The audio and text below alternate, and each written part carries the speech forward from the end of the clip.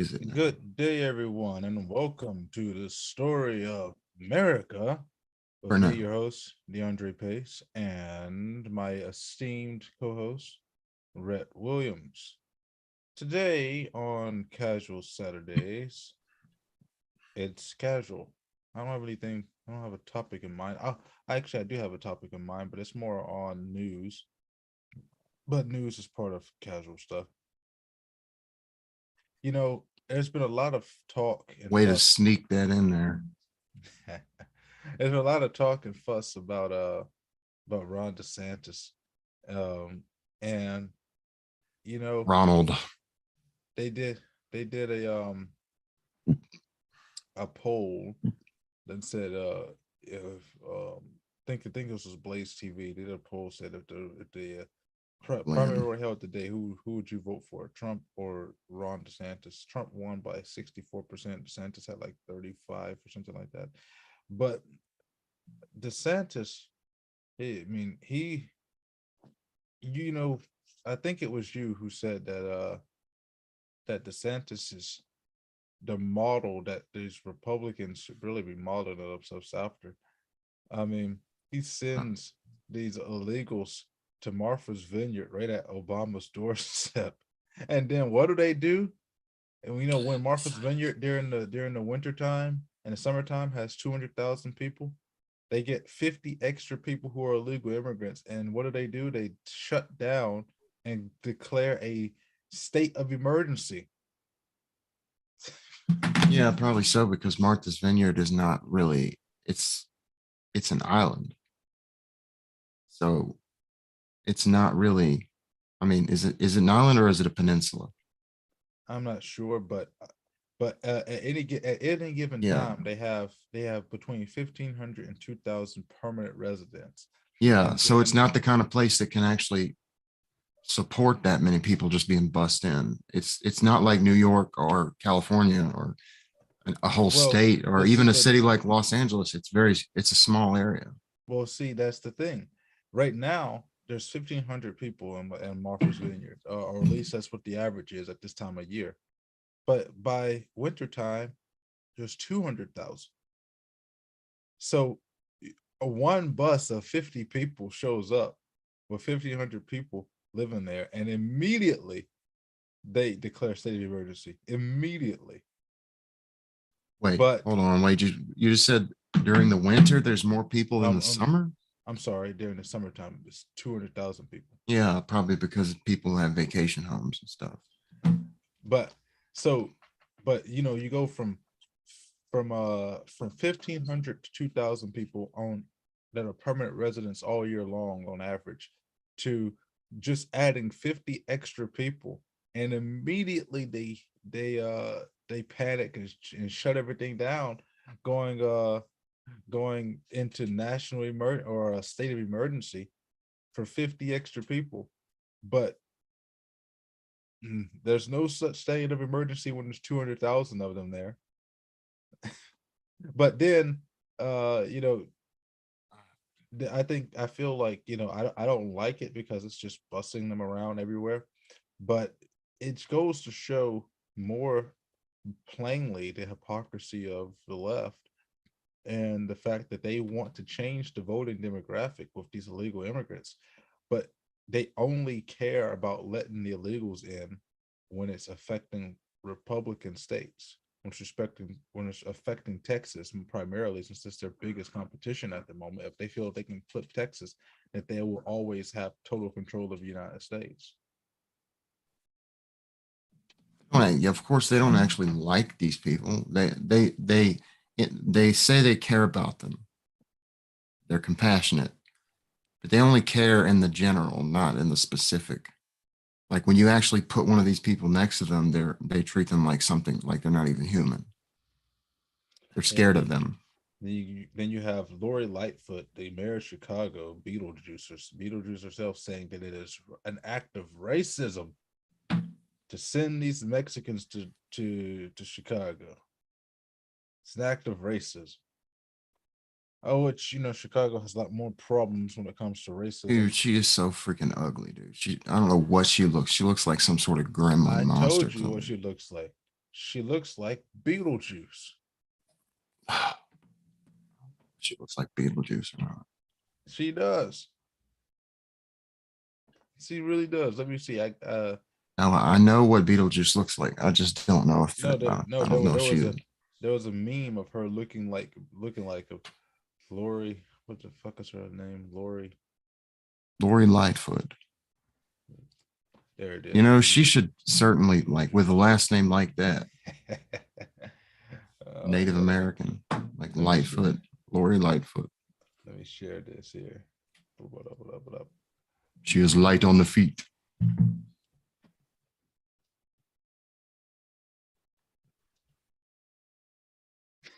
Uh, her eyes are just so bulbous.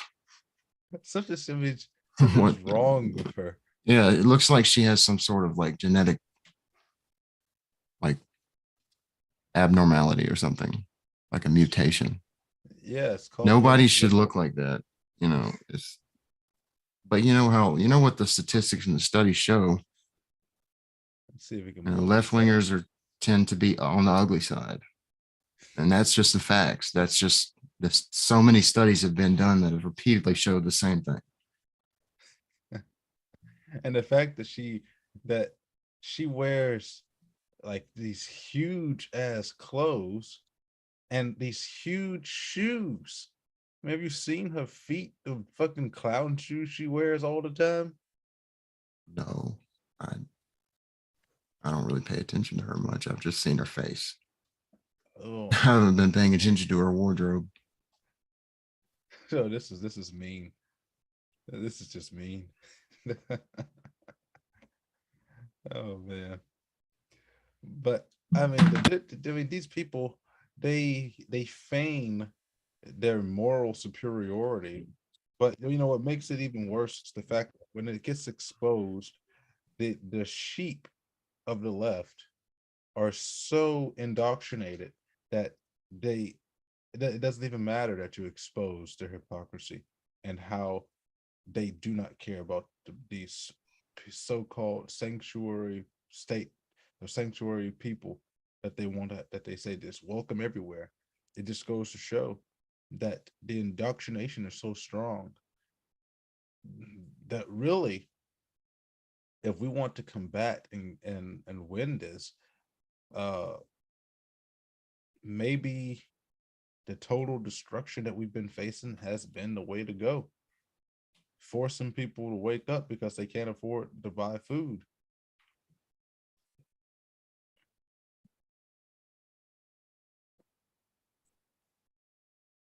Speaking of, I just woke up because I had gave myself the itis, something I learned from Boondocks. I had cooked some really delicious food. I decided to go uh, South Mississippi staple, red beans and rice, some cornbread, chicken, and corn. I went with corn. I was gonna go with something else, but I felt like corn was probably a better vegetable.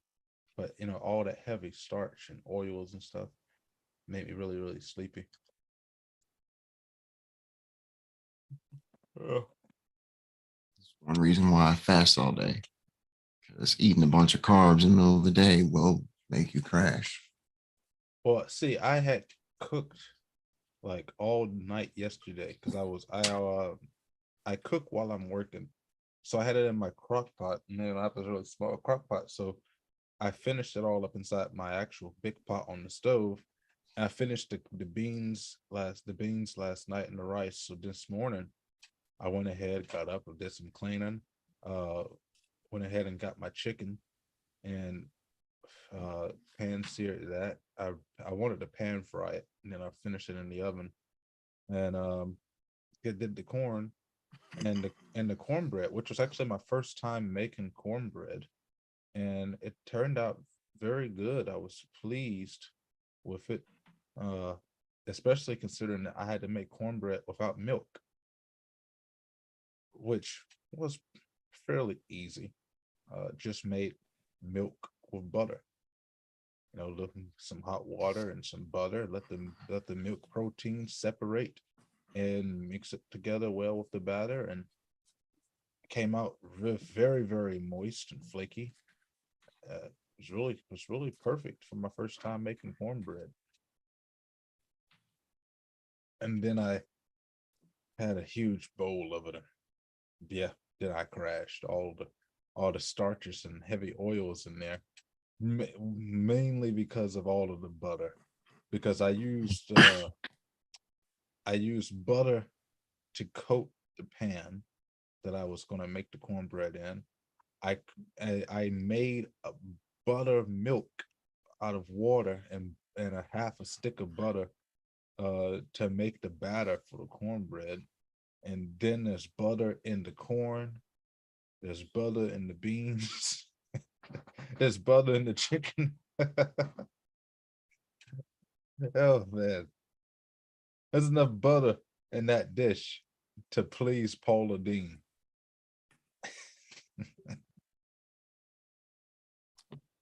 Pat Sajak might be about to retire from Wheel of Fortune. And Wheel of Fortune. Is this the end? This 40 seasons? It's gonna be the end. I mean, you got the guy from Jeopardy, he died. And now Pat Sajak. I mean, Pat Sajak's been on TV longer than we've been alive. Sajak acknowledges in most television shows by this time, you would have said, that's probably enough, but this show will not die. And you know what? It will die without him. Also, by the way, I share a birthday with him also. I said also twice, so whatever. I share a birthday with him as well as many other people, including Hillary Clinton. Don't say that part aloud. Uh, Well, there's, I think I listed them off before. I don't know if I can remember them all. CM Punk. Um, let's see. Schoolboy Q. it's odd because Uh, I always figured you as a CM Punk type of guy, all straight edge and stuff, and then you went and got strung out on drugs.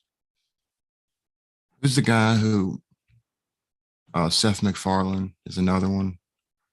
Brian Griffin. Um, there's a bunch of them. I just can't remember them all right now. Your birthday's on the 27th of October, right? Or 28th? 26th. 26th. Well, I was close. I knew it was close to the end of the month. Number one is always freaking Hillary. Let's see. Okay. Keith Urban. I can't remember. No. Country singer. I was thinking of Carl Urban. Who's this guy? I already said Schoolboy Q. Pat Sajak, of course.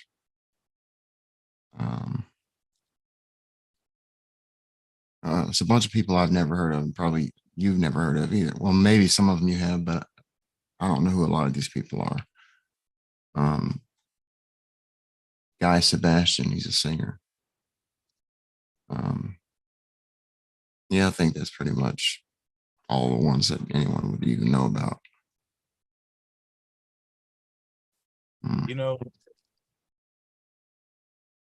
I don't know if you've ever cared very much about Tolkien's works and writings, but I finally got around to watching this Amazon Lord of the Rings or Rings of Power or whatever it's called. Oh God. And it can't be good. Nothing coming out now is good. Not out of Hollywood. It's not good. And I'm very disappointed at a lot of my channels that I watch on YouTube that are supposed to be Tolkien nerds. And they sit there and they pretend that this is good.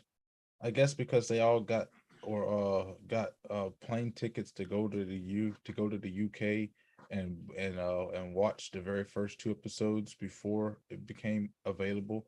So I'm guessing that all their opinions must be biased. but because it is not good. It is not good at all. People keep saying, well, the music score is good. I'm like, no, the music to me doesn't fit Lord of the Rings. And the problem that I have with it, I don't know if you ever watched the show, and the music crescendos in all the wrong places, where every time I'm sitting there, I'm trying to listen to it, I'm trying to hear the dialogue, and the music comes in and it's so loud that I can't hear anything and I got to turn the TV up. But then the music is so loud that it's echoing through the house that it's just hard to pay attention. And what makes it even worse is everything that they did wrong. Minus the fact that it's warrior Princess Galadriel, which didn't happen. Uh, Elrond looks like a fucking twink.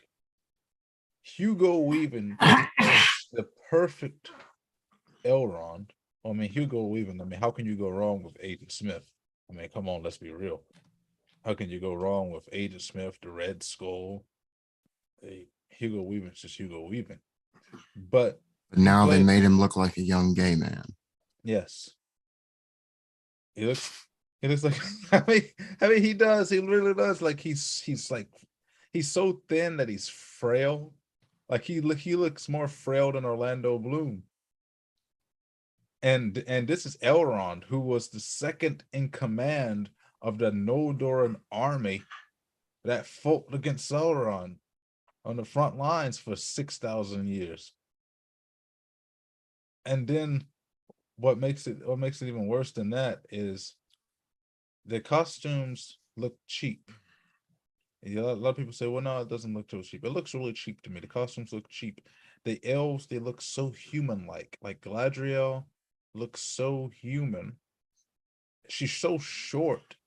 And she's so, like, when you watch Lord of the Rings, Galadriel's supposed to be so super wise and stuff, right?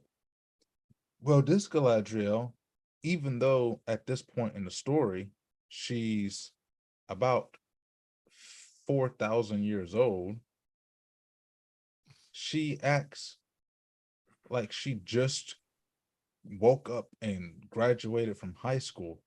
She's so immature. She's so stupid. She's over in Numenor making enemies when she's imprisoned, yelling at the queen regent of Numenor and gets put in jail. Like, you are thousands of years old. How are you this stupid? And what makes it even worse for me is, for example, Numenor, as I mentioned earlier. There are characters that are alive that should not be alive because they said that this is the start of the second age. So this is, you know, about 2.5, 3,000 years before, not before Lord of the Rings, but before the battle of the last alliance of men and elves that you see at the beginning of the Lord of the Rings, with the elves and men facing off against Saruman. It's not Saruman, Sauron, and they cut his ring off. So this is 3,000 years before that. But Isildur is alive. Isildur, who's not an elf, he's just a man, a Numenorean man, which means that he has a long lifespan. But the longest living Numenorian, they live to be only 400 years old. And by the time Isildur is born, the longest lasting Numenorians in Tolkien's work live to be about 200, maybe 220. By the time Aragon becomes king, the average age is like 180, and afterwards they get closer and closer to normal human lifespan. So there's people living in times that they don't belong in. The story is all over the place. The music doesn't fit. The costumes don't look very well. The action scenes are dull. And this past episode, nothing happened. Like, take this for example, Rhett. Each Lord of the Rings movie is about what? 3 hours, 4 hours. So About with three. with this with this Rings of Power TV show, we have 4 episodes, almost 6 hours worth of content. Okay. And literally nothing has happened in almost 6 hours of screen time. You know It's why they resurrect these series, right? Just to make money. I mean, because they know people will watch it because it's Lord of the Rings. And I mean, but most media now is just it's super woke. Like the new Star Wars is just garbage. yeah, the latest the latest Jurassic Park, it wasn't woke. There was some woke moments in it that didn't really belong, but it wasn't disrespected to the same degree as what's happening right now with the Lord of the Rings, and definitely what happened with Star Wars. But it was still, in Um, my opinion, one of the worst in the series. You know, that reminds me, I was looking at rings earlier today on Amazon, and I was looking at the replicas of the One Ring, and I couldn't find my size in any of them. It goes up to all the way up to 12, but I need a 13. They're not that expensive either, but I just they couldn't wear them. they aren't the things that are expensive from for Lord of the Rings collectors are the weapons. You can get Anduril, which is the Flame of the West, that's a sword that's given to Aragon at the in Return of the King. That sword made by United Cutlery usually, though there are some people from Cold Steel that has made them. That sword is usually going for around $200 just for the sword. The staff of Gandalf, that one's usually going for $180. Uh, the helmets and stuff, those things go for a lot of money. I wanted to buy myself a full set of plate mail, and they Dude, wanted they mm, wanted $11,000 for it. yeah, stuff's not cheap. So, what I Late decided to mail do too. instead, what I decided to do instead was, I have a friend who uh, does amateur blacksmithing. So I told him to forge me a shield and a suit of mail. And now, of course, the mail that he's going to be forming is chain link mail rather than plate mail. And so, but it still becomes rather expensive because you have to get all the equipment, you have to, the time and effort that goes into it, and then you have to get the Gunderson, because if you try to wear mail without Gunderson, you are trying to give yourself ring rash. And so I mean, it's just really expensive when you try to go into the armor sets and things like that. But I'm I'm uh I'm looking to try to find me some nice little armor bits and stuff that I can buy for Halloween, because I'm gonna have a nice little set of armor or something for Halloween. I have never dressed up for Halloween, other than when we would go Halloween trick or treat when I was a kid, and rather than having costumes, uh, what we would have instead was my grandmother, and then they would draw a beard on me. I'd wear a suit and I would go as a pimp or something. No, That's so freaking ghetto. never actually had any costumes, because it was like, oh, we're not gonna buy any costumes. So I was like, you know what? I'm gonna get But myself we're a gonna nice. dress you as a pimp. You know what? But I did, like I told you, dress up as George W. Bush one year. I think this was in 2004. I didn't really. I feel like I had no choice in the matter. You know, it just happened, and so I just went with it. I don't remember what Noah was. Noah was the hope as usual. One year we dressed up as Sonic and Shadow, and it was just terrible, dude.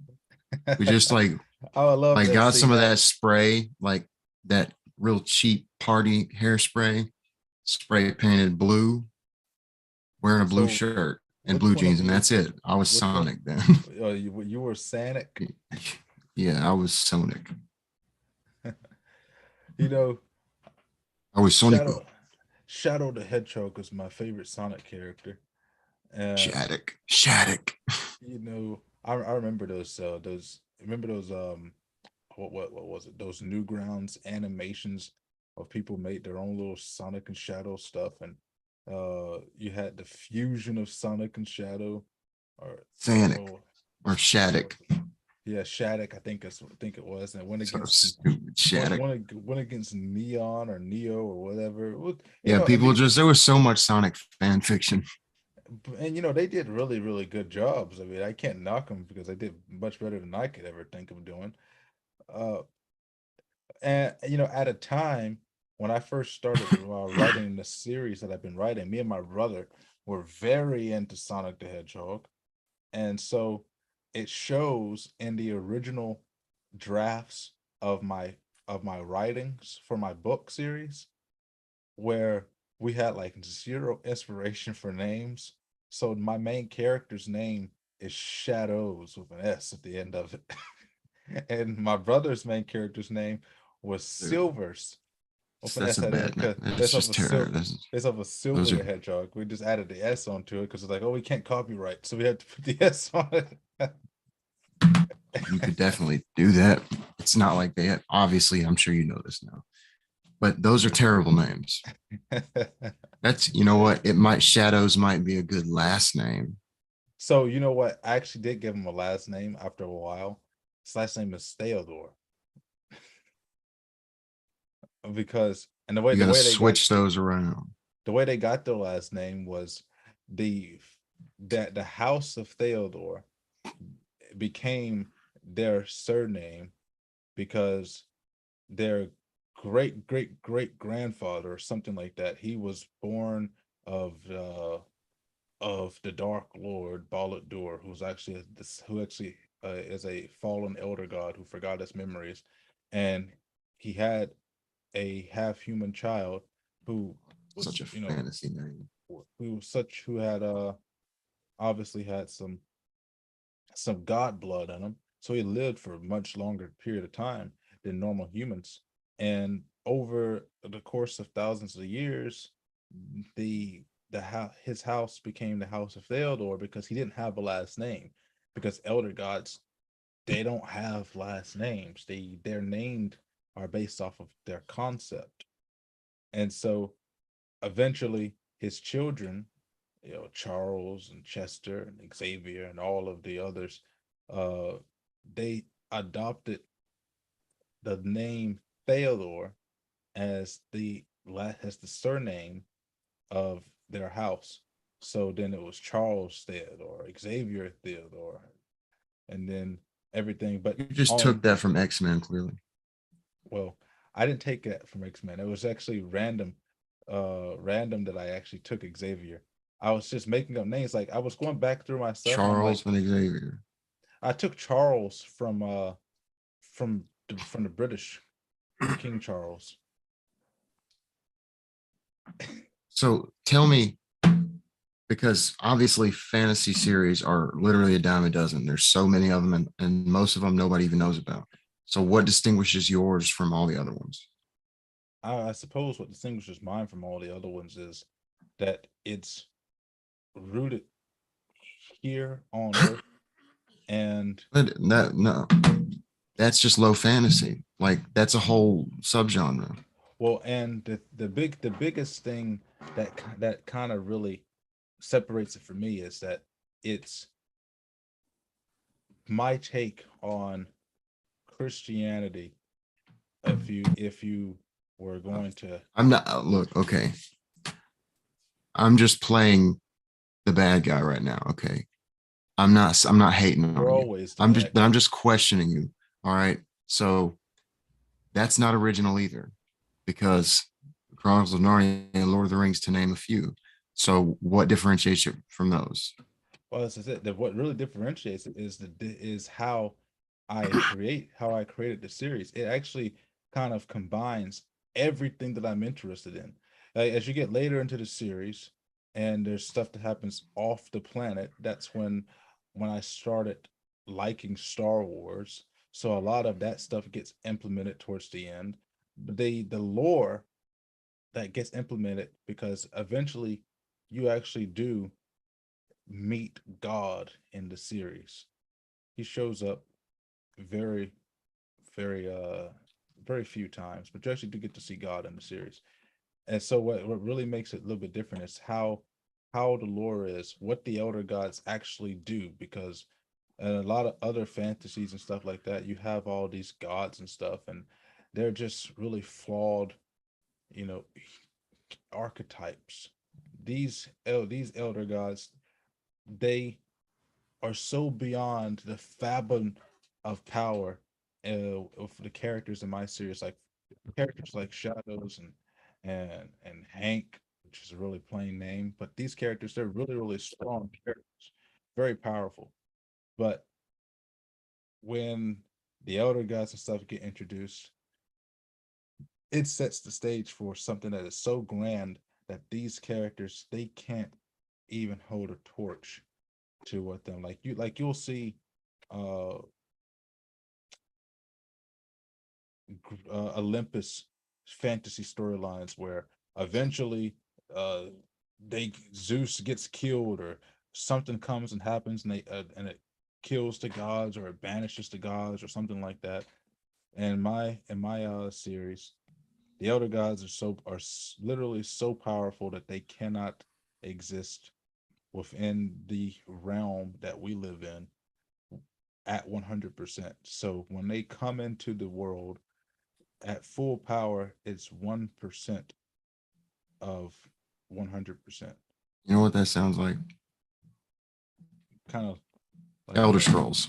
It sounds like exactly like something that took place in the Elder Scrolls universe. I know you I don't know anything about the Elder Scrolls, but I could I've tell never you what I'm played it, talking about. but people have told me to play Elder Scrolls. I've never played it before though. So basically, um, the universe is like, hold on, let me look up the map of the universe because I'm trying to, the physical plane is called Mundus, which of course just means the earth or whatever, but the planet is actually called Nern and is at the center of the universe. And then outside Mundus is, um, man, let me look this up first. I can't remember exactly.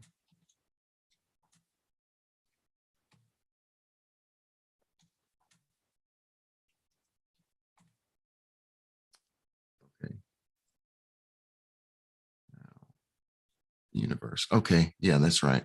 So Mundus is the material plane. Outside of Mundus is the planes of oblivion. And then outside, well, really the planes of oblivion exists outside of everything on their own. But then Aetherius exists outside of everything. It's like the thing that contains everything. So there are 8 or 9 divines, depending on who you ask, because the Nords, which are the native people of Skyrim, worship a a man who they basically say was deified, and his name is Talos. But the main god of all, like the leader of the divines, is Akatosh, and he usually appears as a dragon. But in order to create the material plane, there was this god, the trickster god called Lorcan. Yeah, so it's And basically based off of the Norse mythos. well, not entirely. Some of it is. I mean, it's not just Skyrim is the only country that, well, it's the province in Tamriel where the Nords live, but there's plenty of other races. Like the Imperials are kind of based on the Romans, and the Red Guard are kind of based on like North Africa, Middle Eastern. That's just the human races. And then the High Rock is another province where the Bretons live, and they're like half human, half elf. So they have magical tendencies, but the place where they live kind of looks like feudal Germany. Um, but Lorcan tricked all these divines into giving up a portion of their power to create the material plane. And as a result, they got stuck. Magnus is the god of magic, and he caught on to the plan. So he left Mundus back to Aetherius, and that's what created the sun. And the stars were all created by the lesser deities that went with him. And the Daedric princes, they never they never gave up any of their power because they didn't agree to the plan in the first place at all. But they're not all evil. Some of them are absolutely evil, but some of them, most of them are just neutral. You know, for somebody like me who loves that type of stuff, it's odd that I've actually never played a Skyrim game. You know, I've Elder been actually, Scrolls game. Skyrim is an Elder Scrolls game. I've been actually considering doing it. Now, for me, the way I did my series is say, for example, this is well, not example. This is actually what happens in the story. At the very beginning, in the dawn of time, God exist. He existed, and there was the void. And so there are different planes of reality, but these planes of reality are related to the seven planes of reality. You know, you have the astral plane, the uh there are seven other ones. I can't remember all of them. I had them written down somewhere, and I don't know where I put them at. And one of those realms is the realm of heaven and the realm of earth, or just the mortal realm. And uh, but so God comes, and He comes as this great light out of the void. And at the very beginning of all things, when He's getting ready to form and shape the universe, He says that He needs someone to recount all of the events to which He's done. So the very first elder god, the concept of knowledge and history is born. His name is Eon, the elder god of knowledge. And so he was the one that was born. He was born before time, before space, before anything else conceivable happened in the universe. And for a long period of time, nobody knows exactly how long because time did not exist at this time, which is sort of how I envision what happened during the creation of the universe of God. You know, as Peter was saying that a day to God can be like 1,000 years or something like that. So I kind of took it to the extreme that sure He created everything within 7 days, but all that happened before time even existed. And then afterwards, God started creating things, but His creative energy manifested itself as willpower. Then the second elder god came as a result of that. His name was Tenacitus, which obviously based off of the word, based off his name, was took from the word tenacious or tenacity, meaning stubbornly willful.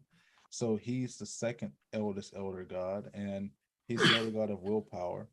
And because of his existence, free will is given to anything that will come into the universe, including the elder gods. After he's born, the universe itself needs a place to settle. So as God begins to create the actual boundaries that forms the universe, because there's one of the other realms is the void, which is what surrounds the universe. He creates the king of the elder gods, which is Ultimus, meaning the ultimate one. And Ultimus becomes the king of the elder gods. This is all still before time even born. And Ultimus represents one of the seven planes. He represents the astral plane, which is sort of what connects him to everything, that being, you know, astral projection, astral forms, being able to connect with everyone's consciousness and mind and all that stuff. And then God creates his wife as he begins to create the first planets. So Gaia, Mother Earth, the queen of the universe, the queen of the elder gods, is born. at this, and this is still before time and space even was conceived. And so she and Optimus are roughly equal in power. She is physically the strongest character in the entire series, capable of lifting everything in existence at once. And she holds that record up until Hank is born, uh, which, but Hank is immortal, so he was never able to actually utilize that Why? full What? level of I strength. mean, what? How did you get in your head that Hank was okay? I just liked the name.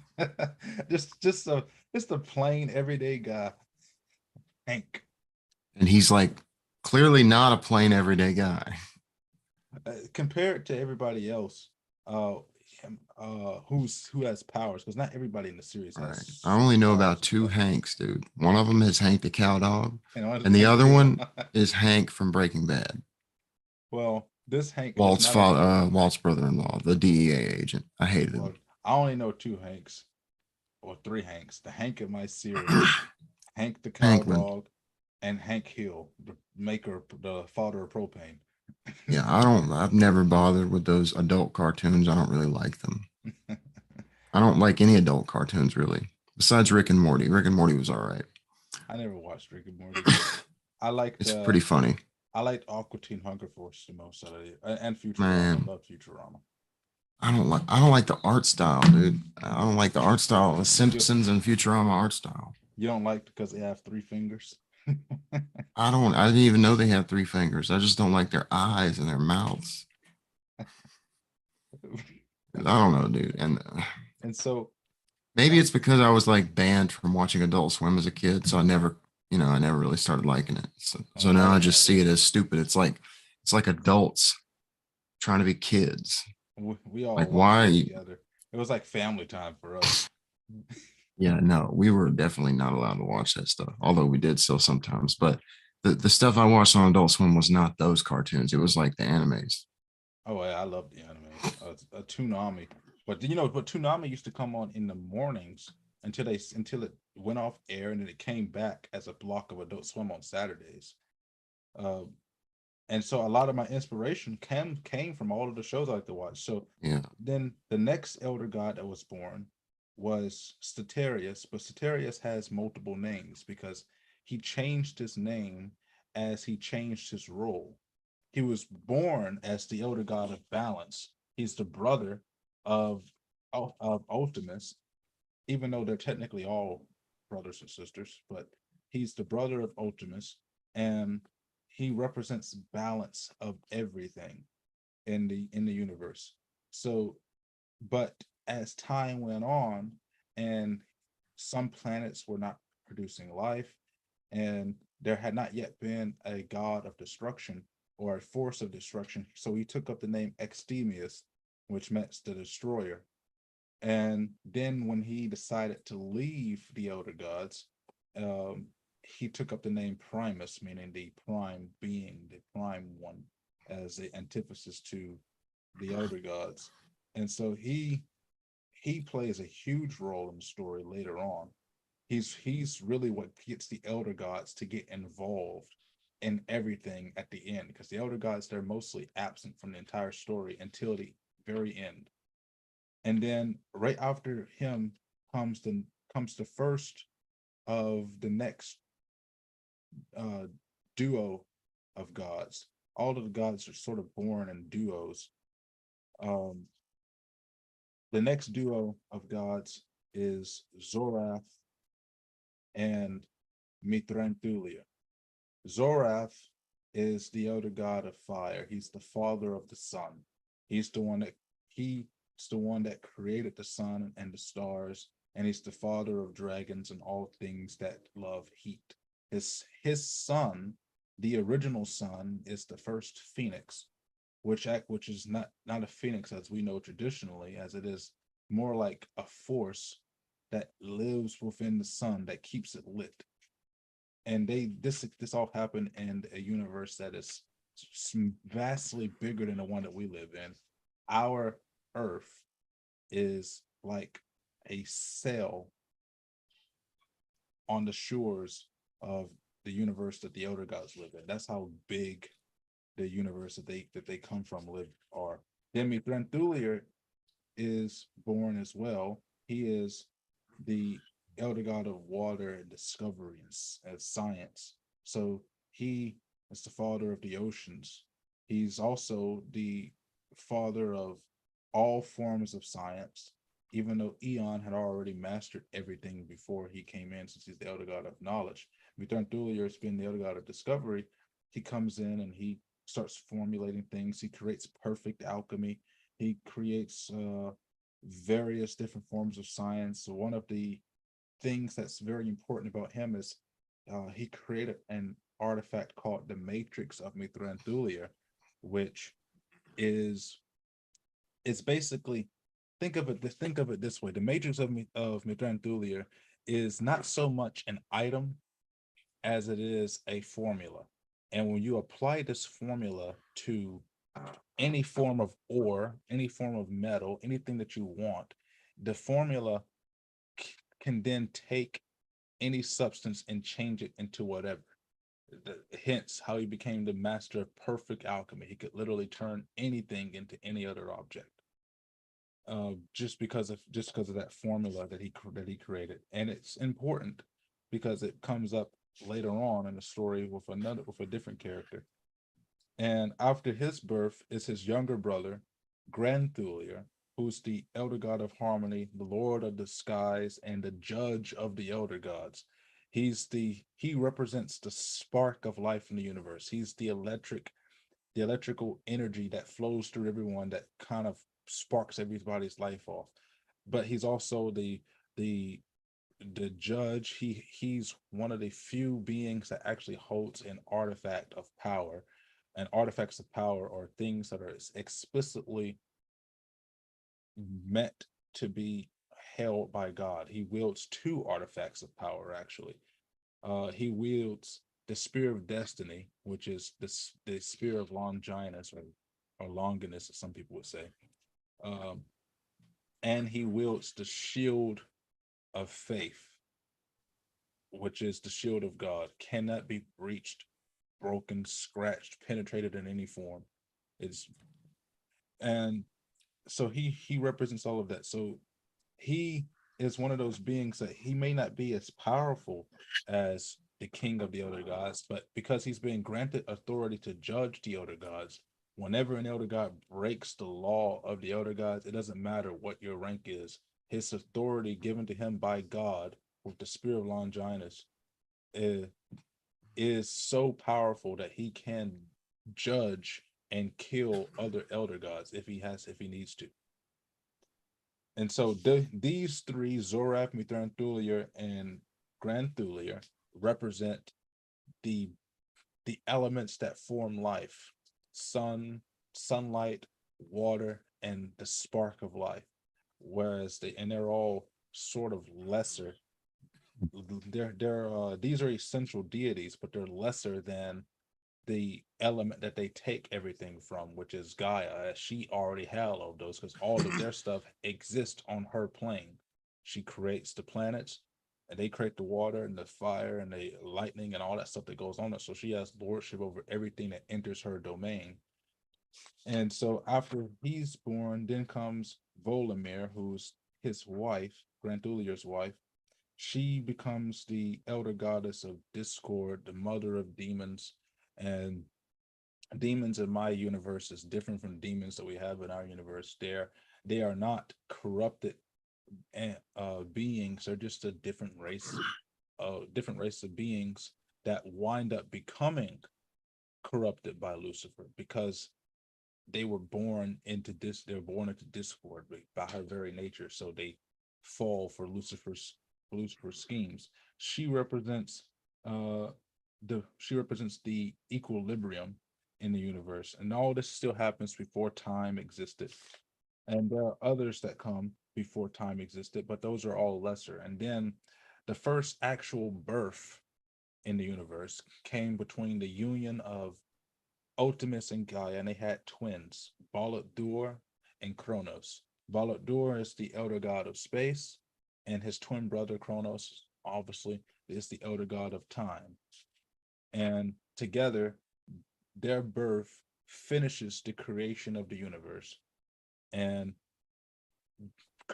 creates time itself. So now from this point on, we're able to keep track of time. And this happened 55.621 trillion years ago. And that's when time began. And then we're able to start keeping tracks of time and everything like that. And even more after that, you have gods like Vishnu and Shiva and Brahma. I loved other religions and mythology so much that I made them lesser elder gods. Vishnu became the god of preservation and the lord of signs. His alias is the raging blue bull to represent that he's usually depicted as blue, and that yaks are uh, seen as divine creatures in Hindu mythology. Shiva is god of destruction. Infinitum is the god of infinity. He represents the infinite force of energy that is expanding within the universe. His birth is the reason why people are able to tap into the field of energy, so to speak. And after him coming in, at the end of the universes, of the elder universes days, the elder gods, they were fighting off rogue threats of energy that formed, became celestial abstracts, which exist outside of the creation of the elder gods. But because they are born from the same energies, they represent a threat to the elder gods. So the elder gods waged war against these celestial abstracts, and one being became known as the champion of the elder gods, and his name literally translates to the champion of the gods. And his name is Darumos Sucerator. And he descended from the heavens into the universe over 38 trillion years ago to fight these beings. And he's not the greatest combatant in the world, but he's like top three, top three greatest physical combatants in the world and all of the universe. And he shows up later on in the story, one of the few other gods that actually show up before the rest of them. Then, as the concept of wind is created, you have Ventus, the elder god. Peleus is the elder god who represents perfection. Uh, then you have creations of the elder gods. Bahamut is the one of the first three elder drakes made by Zorath that represent the arcane uh, uh, energies. You have Titanos, the first Titan, who was created by Gaia to protect the planets that she formed. You have War, who is not the horseman War, but the elder god of war, who represents the concept of war, and all of these other things. And then it just goes on and on. And so my creation mythos, it it goes on even more than that, because the universe in my world is picture this on a sheet of paper. In the center of the paper massive is a massive circle. That circle represents the omniverse, the very first universe, and it is huge. You could take everything in existence and fit it in there, and it will only take up about the centermost point of the omniverse. Well, the elder gods, that's where their actual forms, their actual full power exist there.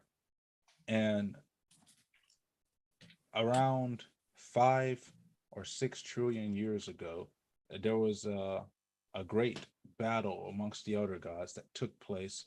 That Keep talking. I gotta collapsed. go to the bathroom real quick. Yeah, go ahead. That collapsed the universe. And what winds up happening after that is, when the universe collapses, the elder gods, their full forms are trapped behind this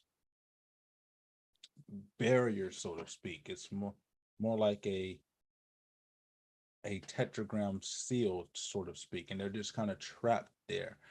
And from that comes the explosion of the Big Bang, which I have to explain all of this again when Rhett comes back. But it becomes the explosion of the Big Bang. And from this massive swirl of energy, we get introduced to the concept of the multiverse, multiple universes, not like what we think of the multiverse, where it's a universe for every different action or reaction that one may take. There's actual 255 individual universes, each of them as unique as you and I are, as unique as each strand of hair on your head. And these elder gods, they are unable to interact and form and shape these things, but everything that they created within the first universe, it now also exists in all 255 of these universes. Now, some of these universes are bigger than other universes, and those universes that are bigger, like quite literally bigger, if you look at the picture on a map, um, whereas a regular universe is, probably, let's say it's a circle that's 2 inches in diameter, or that's the regular universe. Let's just say that, for example. Well, these ultraverses are universes that are 10 or 15 inches in diameter. So they're much bigger than a normal universe. And those universes, there are only, I think, if I remember correctly, four of them. There are four of them, I think, and they represent a direction, a cardinal direction: north, east, south, and west. And the smaller universes orbit these ultraverses, and the ultraverses orbit the omniverse, and surrounding in between each one of these verses so that they don't bump into each other is the void. And the void is infinite from one area to the next area. So you literally cannot cross into another universe by accident. It has to be intentional, because you have to know how to traverse the void without being stuck in infinity. And so only the only beings that can do that are elder god level beings, and there's only one character in the entire series that's not an elder god that can do that, and he is the son of an elder god, not a descendant of an elder god like some others. He is quite literally born from an elder god, one of the strongest elder gods at that. And you get this, all of this is happening. It's massive, it's huge, where our universe represents a grain of sand on a beach in the omniverse. It's that small in comparison. So if you were to be pulled out of our verse and tossed into the omniverse where the elder gods live, you would be so small that you wouldn't even be able to be perceived. It's how small you are. The elder gods are huge, they are massive. But when they enter into our universe, they have to take on a human form or some mortal forms. Not all elder gods take up a human form. Some bypass that by taking up a form that is composed of things in human shape that they animate and give certain power. And this is how they're able to interact with the universe and keep everything in balance. And they don't really show up again until uh, Primus returns, and they have to show up in order to get involved. They don't even show up to get involved during the Angel Wars when Lucifer and Michael and all of them are fighting, because it's not their role. They have very clear purposes. The elder god's job and duty is to maintain the functions of reality. The angels, they have a very specific job and task. Their job is to make sure to protect the heavens and to bear messages of God and to shepherd and herd those who are righteous to come onto the heavens. That is their duty, that is their work. So there's a distinct hierarchy in power. Archangels are not so much weaker than that of an elder god. But when it comes to their domain, you go to heaven. Welcome back, my friend.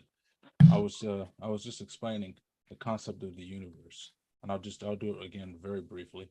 What I was saying is that all of the elder gods sort of represent the concept of creation, and towards the end of the omniverse's time, there was a great war between the elder gods that had to happen, and this is like 5 or 6 trillion years ago, and this war collapses the omniverse, collapses the entire elder universe, and from that collapse comes a burst of energy, that we will call the Big Bang, that flows out and creates everything else.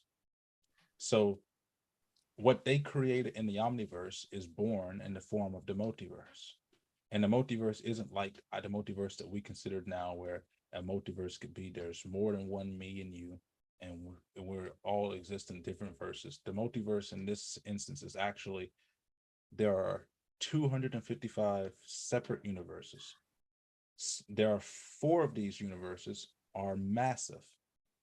They are called ultraverses because if you take a look at it on a map, say for example, a regular universe is 2 inches in diameter, and ultraverse is 15, 20 inches in diameter. It's just much bigger. And these ultraverses are where archetypal characters live, the gods and stuff like that. Characters that have that level of power. That's what they get it from. And then they project their form into the smaller universes. So people who live in the ultraverse, heroes of legend, god level characters, they can exist in all 255 universes, but normal people can't. And then our universe represents like a grain of sand on the beach in the omniverse, on the planet in the omniverse. But that explosion caused the Big Bang, and then a whole bunch of other stuff happened, and that's how we get to the concept of creation. And for trillions of years, nothing happened. The Earth kind of formed the same way we have it here in science, kind of Goldilocks principles and stuff like that. And so the lore, it just gets really, really big because now what ends up happening is that all of this, the each universe is prevented from colliding into one another because these universes orbit the ultraverses, and the ultraverses orbit the omniverse, and in between each one of these universes is the infinity of the void, where from one edge of a universe to the edge of a next universe is an infinite amount of space. Nothing, the only people that can traverse that space can only be done so with the machinations of the elder gods. Nothing else can traverse the void, otherwise you'll get stuck there forever. And all of this happens at the bottom of the hem of God's robe. And it just that's how I represent how massive God is, that all of this stuff, which is massive in itself, happens at, at the bottom of his clothing. It's just kind of It woven sounds in. like you're talking about him as like this giant physical being. Yeah, That's he's like a giant physical being, but not a physical being at the same time. He does project himself into the universe on four separate occasions, but everything happens sort of within him. This is how he is everywhere and nowhere at the same time. who made that quote. God is a circle whose center is everywhere and whose circumference is nowhere. I haven't heard that one, but I have Was heard that that. you? That might have been you. I don't know. But that's sort of the lore, the world building is sort of what sets it up, because there when you go into some of the other stories of characters like Mecha Man, whose real name is Caliph Alikstar, which is the language that I created for the elder gods, which I created actual languages for them.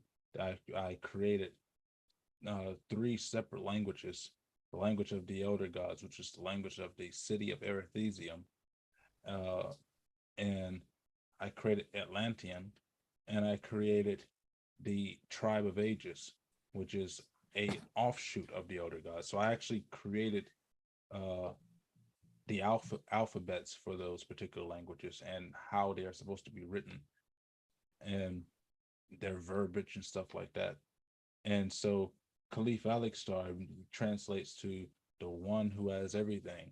So when he comes to the earth a couple 100,000 years ago, well, the people of earth gave him a name and they called him the one who had everything. They called him Gilgamesh, the the supposed king who had every riches and treasure known to man at the time that he was here. And it's, you know, he's always around. He's an immortal being. He's been around for 5 trillion years. He's the son of an elder god. But I mean, it's just it's a lot to explain to try to explain. You know, it's that's the reason why I never stopped writing. It's a huge, massive story. I'm really starting to believe Atlantis actually did exist. It was a real country that was, well, a continent that had an advanced race of humans that lived there. I mean, there's enough evidence to suggest it. I've always believed in Atlantis. The problem that I have with Atlantis, however, is figuring out where it could have been. Well, Now there they is, say it's supposed to be at the pillar front west of the Pillars of Hercules. where Plato explains um in Timaeus and Now that would put it in the middle yeah, of and right in the middle of the Atlantic Ocean, kind of up in between like Iceland and not between, like it would have to be kind of like right in the middle. it would have to be lower than that because Plato describes himself as actually being able to see Atlantis from Greece. And No, so no, he yeah, didn't. and many No, he depictions. didn't. Timaeus and Critias, he never said that. There are many depictions that says that it's from the Pillars of Hercules, which is right at the edge of the Mediterranean. No, that's not okay. That yeah, Atlantic Sea in front of the Pillars of Hercules and facing a district called modern Gades, Gadaron, a location that some modern researchers associate with Gibraltar. So that's in front of Spain. now and That's see, you out have from the the you have these ancient alien people, which I don't really call them scientists, but you have some of these people that believe it that it was a a spaceship that just kind of floated out in the middle of the ocean and it just flew off one day. And then you also have some people saying that it was that's more stupid. towards the area of the Caribbeans because of the stairs that are at the bottom of the Caribbeans. But it just wouldn't make any sense. But the biggest issue with Atlantis is its size. That's the reason why it says it's hard to figure out where it's at because Atlantis is supposed to be huge. No, it's not necessarily supposed to be huge. In fact, the way that they referred to it made it sound like more of an island than a continent, And a some of the readings microcontinent. and some of the readings that I heard, so it was supposed to be the size of Persia and Asia. Well, that would just be impossible. Exactly. That's what I said. It That's it one. it, it had to be an island like a It was small continent. it was supposed to be made of three interlooping circles, and the centermost point is where the capital of Atlantis Maybe the was. city. That's how it Yes. was built, like kind of like the Yeah, it was made like a city of ports. yeah. Well, the way Plato describes them is like a seafaring people, like kind of like the Phoenicians.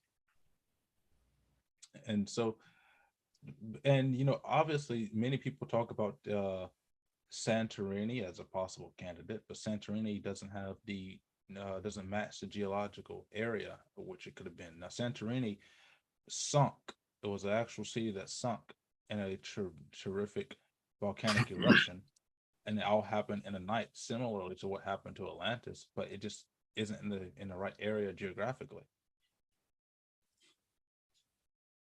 So apparently the word Atlantis is not a Greek word. There's no, it can't, the etymological history of it cannot be traced to any language that still exists.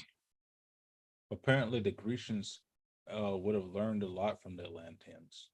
Uh, So More he said specifically, Solon, so man, who was a friend of Plato's father, was exiled for a brief period of time to Egypt, and he learned about it from the Egyptians, um, who were basically like a continuation of the culture, a surviving like leftover civilization that was founded after Atlantis. And the interesting thing is the way he says it's 9,200 years before the time that he went to Egypt, which would coincide exactly with the end of the Younger Dryas, an asteroid impact and global flood. 11,600 years ago, I believe it was, which is the flood that that's mentioned everywhere around the world. yeah. Have you heard the idea that a lot of that flood was uh was pressurized water bursting through the ground? I can't remember. I've heard that theory. I can't remember who made the claim, but they said that they had saw evidence of a crack in the Earth's crust that shows where all this water could have erupted from, So like the kind of thing like that a makes the most geyser. sense to me is we know that there was asteroidal impacts, and the only thing that could really cause a flood of that magnitude that we know of, I'm sure it could have been a combination of factors, but an asteroidal impact could cause several different things to happen. But one of those things is the melting of all of the ice caps. Now, it could have also split the ground open. I mean, and allowed subterranean waters to come up. And in fact, that's described in the biblical account of the flood. So, but the time frame that he gives coincides with that exactly. So, And there's and there a is lot of actually a place underwater that looks like it used to be there is a piece of land that's right out from the Straits of Gibraltar that's submerged now that would have been above water at that time. and there's a lot of cities that are underwater. Um, like I said, like for example, Santorini literally sunk in a night after a volcanic eruption. There are areas in the Caribbeans that look like it has stairs underneath the water.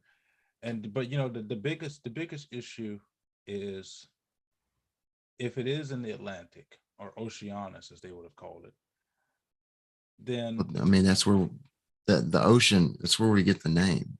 the problem is the vastness of the Atlantic. I mean, it's not as vast as the Pacific, obviously, but it's still vast and very deep and very cold and treacherous water.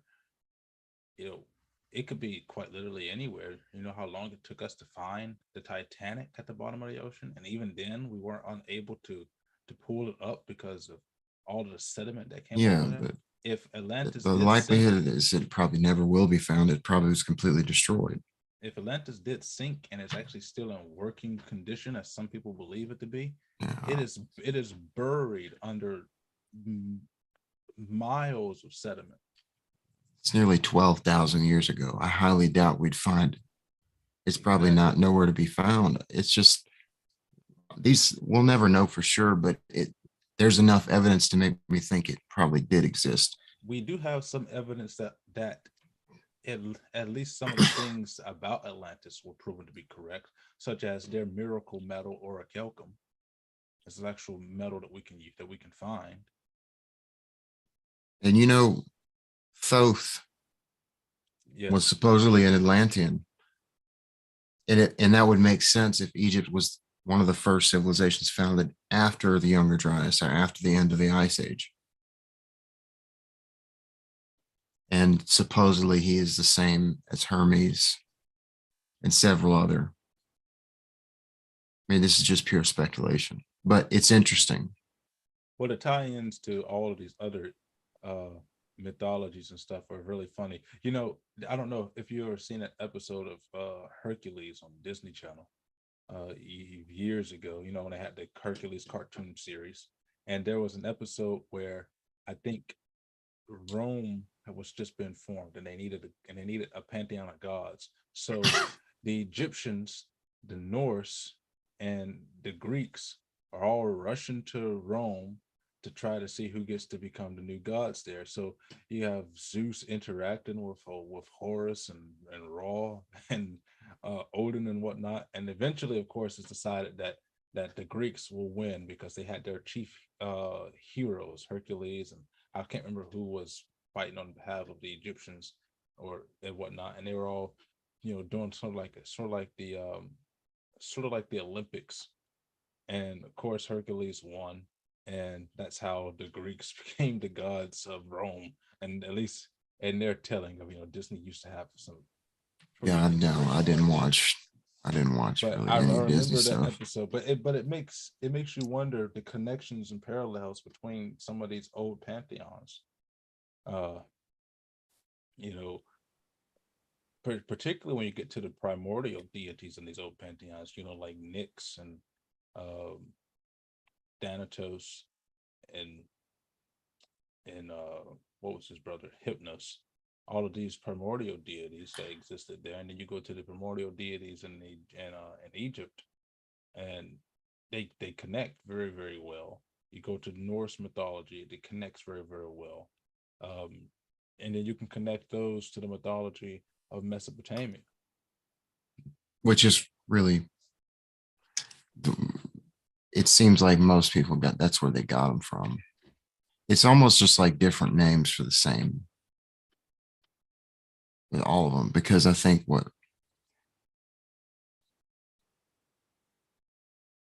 yeah, I don't remember exactly. I think who is Set? Enki or Enlil? There's an analog for almost all of them. It's like they are the same. Yeah, and then you even go over to Quetzalcoatl over in Yeah, some over people think that in that's in the Thoth Aztecs.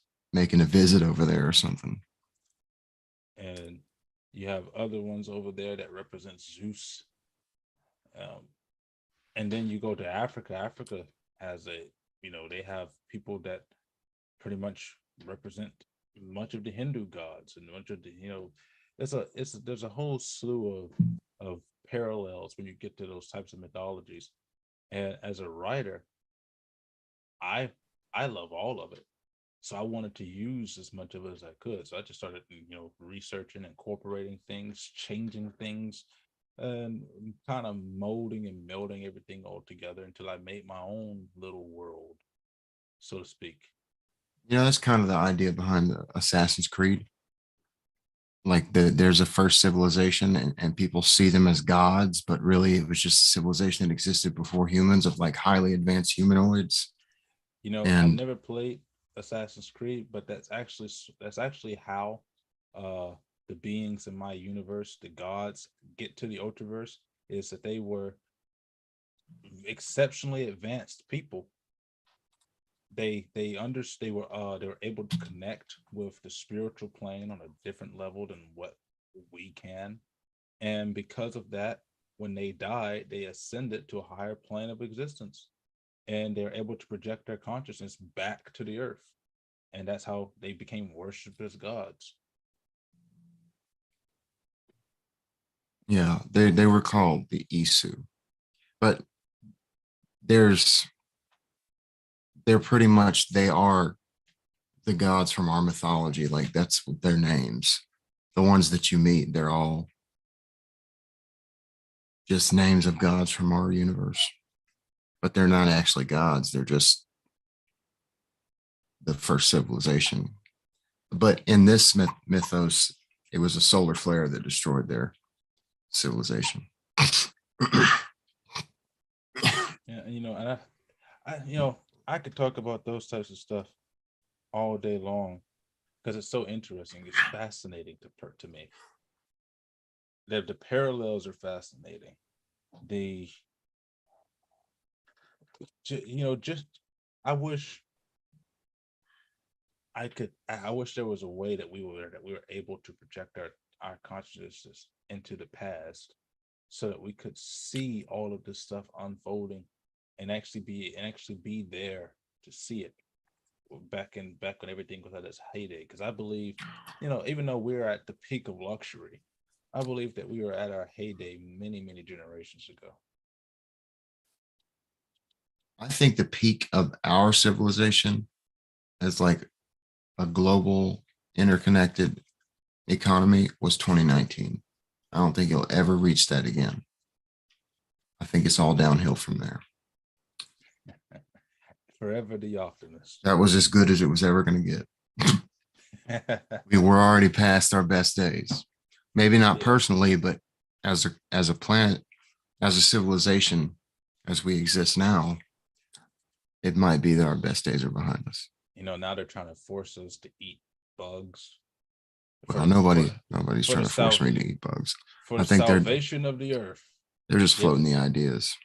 No, you have these people like Robert Downey Jr. and all these celebrities saying you got to eat meat bread made from maggots because the earth is going to die if you don't. So, but then it brings up the next question. Well, you say we have to stop eating meat.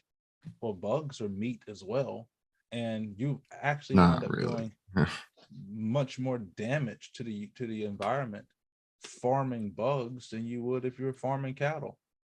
You mean to find sustainable portions of maggots and sustainable portions of grubs and other bugs that are rich in nutrients, you have to destroy a lot of wildlife, a lot of floral and fauna uh, to be able to get these. So farming insects is much more dangerous, particularly the healthy insects, and you'll wind up knocking several of those species off the face of the globe, making several of them go extinct. What do you want to do? Eat ants all the time?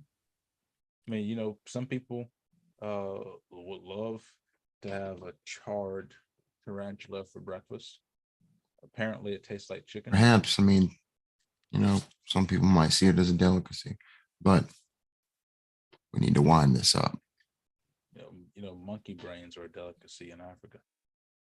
Slurp them up. Or, whatever. But me personally, I could never. Tie it up. Settle it. Whatever I'm saying. I don't know what I'm trying to say. I'm trying to say we need to wrap this up. That's what I'm saying. We are going to wrap it up because we are we're about an hour and 35, but that's good. It's okay.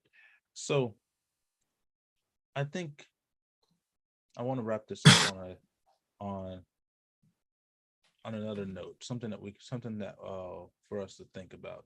So you are saying that you believe that the peak of our civilization, as far as the economy is considered in 2019. So 2019 was really tremendous for the economy. Then of course COVID comes in at the beginning of 2020 and kind of knocks that all over the place. But do you, and I guess it's a question to our viewers as well, can you see a resurgence of economy of that scale and level with a change of political policy? No. You don't see it coming back? No, not as a global civilization. As a country, maybe, but I don't think that I think that the era of globalization is over with. Just because so many countries are below replacement in the civilized world in their population. And besides, if somebody like Trump or DeSantis gets in, we'll probably, especially Trump, we're going to pull back from the international scene.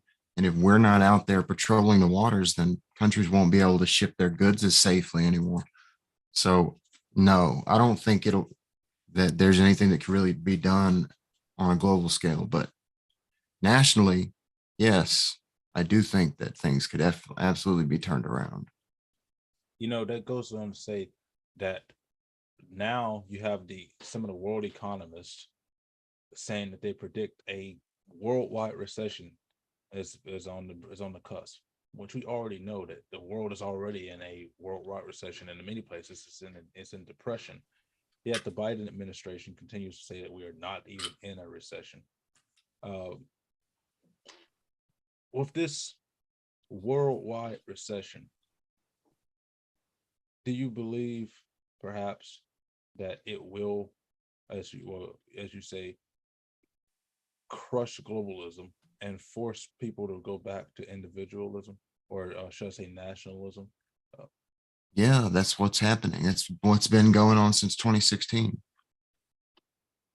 And I mean, there are positives and negatives to it. It's not all good and it's not all bad. It's just a change. Weighing the positives,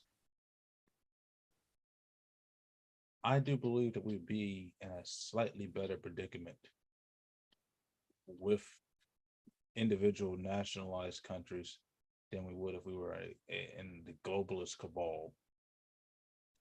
I suppose, I I don't guess, know. I'm not talking about that. I'm not really talking about this globalist cabal thing. I'm just talking about economic globalization. So the world will be more disconnected, and I don't necessarily see that as a good thing. to me, I sort of see it as a good thing, but I also see some flaws in it as well. One of the major things that I see about it being good is I feel as though it will create the necessary levels of competition to stimulate economies a lot better. Well, we have the luxury of saying that because we can be self-sufficient here in the United States, but there's most countries in the world can't say that and they can't be self-sufficient. And if global trade collapses, then several countries, people will just starve to death. Yeah. They can't, thankfully we live here. So we can be insular. We don't have to worry about the rest of the world, but everybody does not have that luxury.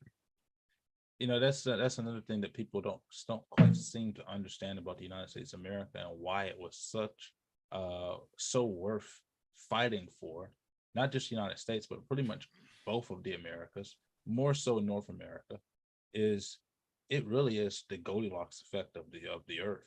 You can do practically everything here. You can grow almost any type of grain, almost any type of vegetation can grow here. We have fresh water that comes from the Mississippi, um, and all of the other rivers that are connected to it, and the Great Lakes. You go up to North America; it's rich in timber. It's rich in game. I mean, North America is really, I don't know if I want to get preachy here, but North America is really the ideal promised land.